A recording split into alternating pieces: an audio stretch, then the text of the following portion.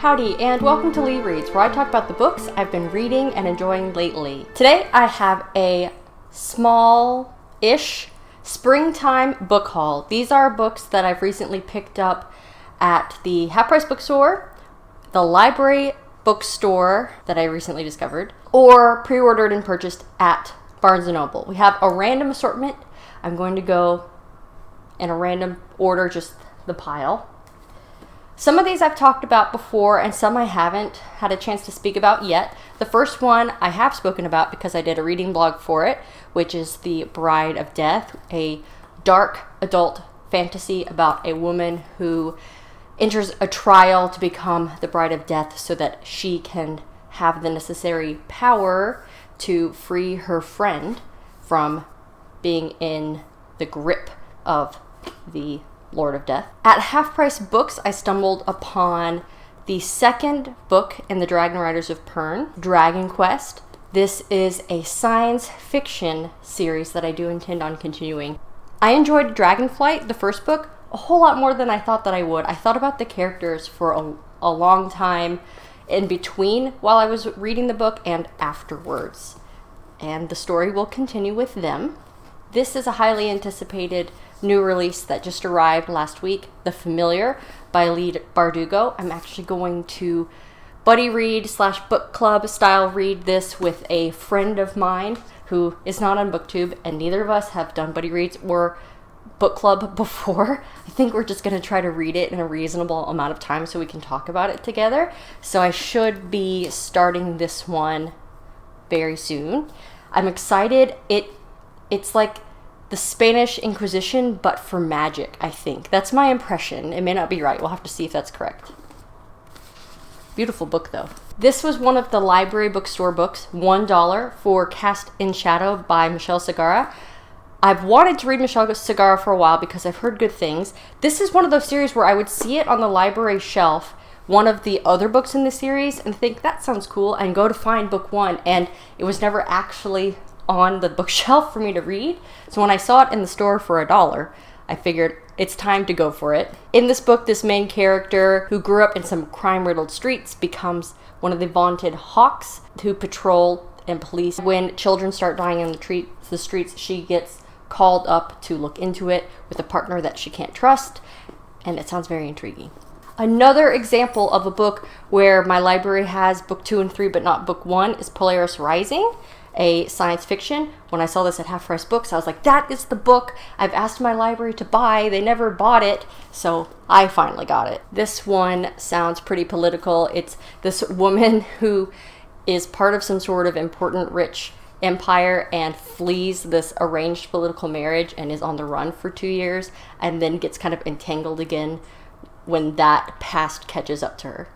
Okay, a couple treat yourself moments. It was my birthday this past week. I went to Barnes & Noble with the goal, actually, of shopping for a book for the bingo card, Judge a Book by Its Cover. I wanted to find a book I had never heard of that had a very appealing cover, and I didn't find that, but I did see 2 books I have heard of that I've wanted.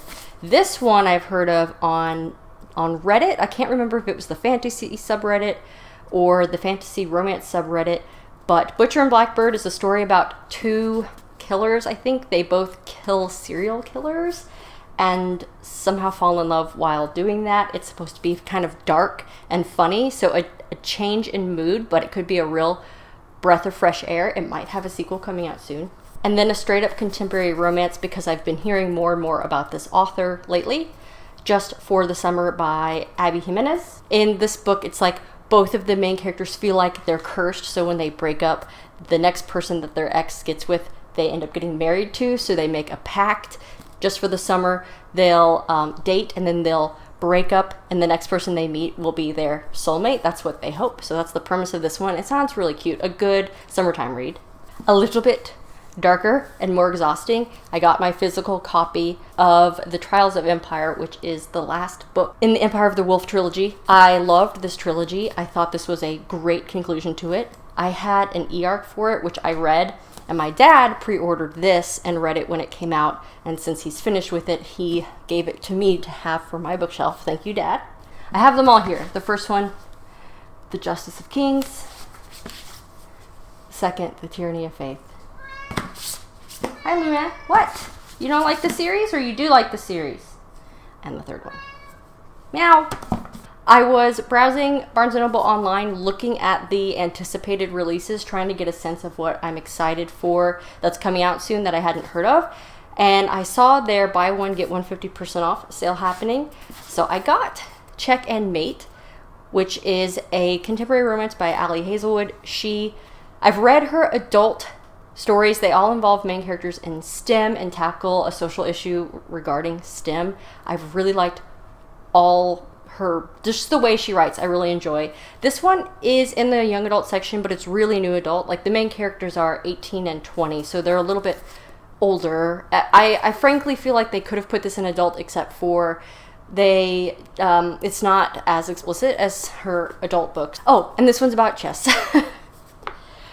Two characters who play chess, which is topical because at the moment the Challengers competition is going on for the World Championship.